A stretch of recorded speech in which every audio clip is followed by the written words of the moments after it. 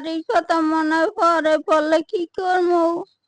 আমার সাহায্য করিয়ে রাখেন একটু।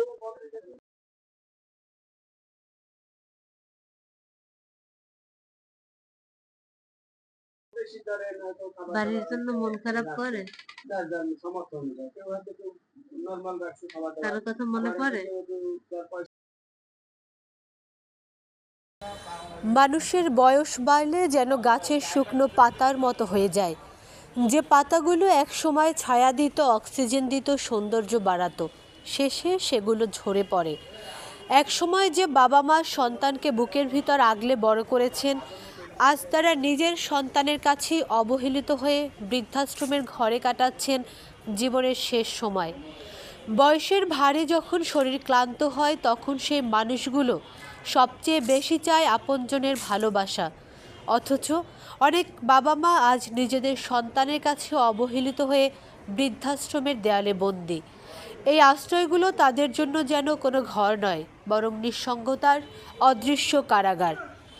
বরিশালের কাউনিয়া বৃদ্ধাশ্রমে থাকা ৪৫ জন অসহায়ের কেউই নিজের ইচ্ছায় আসেননি, বরং পরিবার বা সন্তানের সিদ্ধান্তে বাধ্য হয়েছেন। তারা বৃদ্ধাশ্রমে থাকলেও প্রতিদিন সন্তান ও আপনজনের কথা ভাবেন এবং যোগাযোগের অভাব তাদের গভীরভাবে কষ্ট দেয়।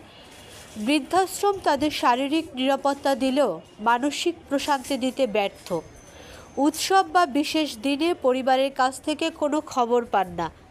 একাকিত্ব, অবহেলা থাকা বৃদ্ধরা ডুকরে ওঠেন, না চাইতেও চোখের কোণে ভিজে যায় অশ্রুতে, মনের কোণে উকি দেয় পুরানো দিনের সুখস্মৃতি।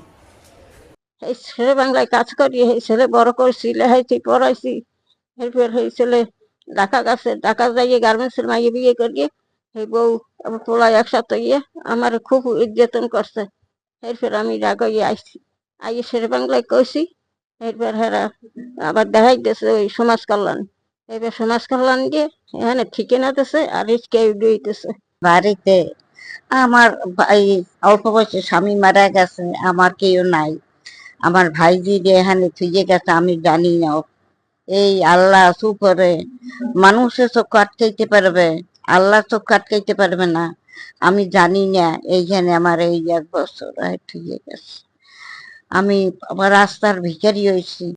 এর জন গর্বে এর বাবা ওই পঙ্গু হইবে, এই দেখা এই যাই নিয়ে আসছে ও গর্বে।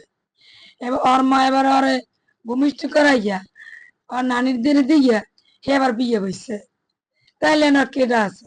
বাড়ির কথা মনে পড়ে, বললে কি করবো? আমার সাহায্য করিয়ে রাখেন একটু, তাহলে থাকতে পারি, নাহলে তো থাকতে পারবো না।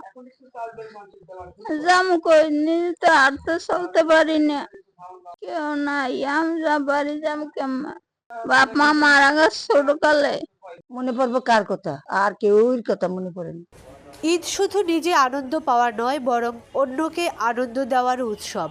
বৃদ্ধাশ্রমে থাকা এই মানুষগুলো আমাদের সমাজেরই অংশ, আমাদের পরিবারেরই কেউ ছিলেন এক সময়। তারা যেন ঈদের দিনে একাকিত্বের কষ্ট না পান, সেটাই হওয়া উচিত আমাদের মানবিক দায়িত্ব। যে সমস্ত মায়েরা আছে, আসলে তাদের পরিবারে ফিরে যাওয়ার মতন তাদের আর ভরসা নেই, কারণ তারা অনেকেই সন্তানদের দ্বারা নির্যাতিত।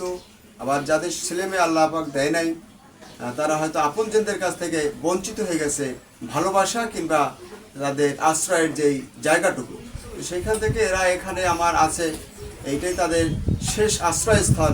এখান থেকে যখন তাদের মৃত্যুর দিকে ধাবিত হয়ে যায়, মৃত্যুর পরে আমি আমার মতো করে তাদেরকে দাপন করি। তবে সেখানে মনে হচ্ছে যেন আমার একটা আত্মার যে বাঁধন, রক্তের একটি বদনের মতন একটি তাদের সাথে সম্পর্ক গড়ে থাকে যখন থেকে আমার এখানে আশ্রয় নেয়।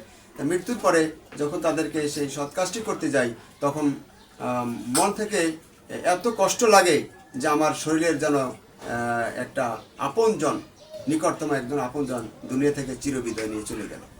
আমাদের সবার এমন একটি সমাজ গড়ে তোলা উচিত যেখানে বৃদ্ধাশ্রমের 4 দেয়ালের মধ্যেও ঈদের আনন্দ পৌঁছে যাবে, আর কেউ ঈদের দিনে মলিন মনে বসে থাকবেন না। না হলে বৃদ্ধাশ্রমের ঈদ রয়ে যাবে শুধুই এক মলিন উৎসব হয়ে। মাহফুজ নুসরাত, বাংলাদেশ বাণী, বরিশাল।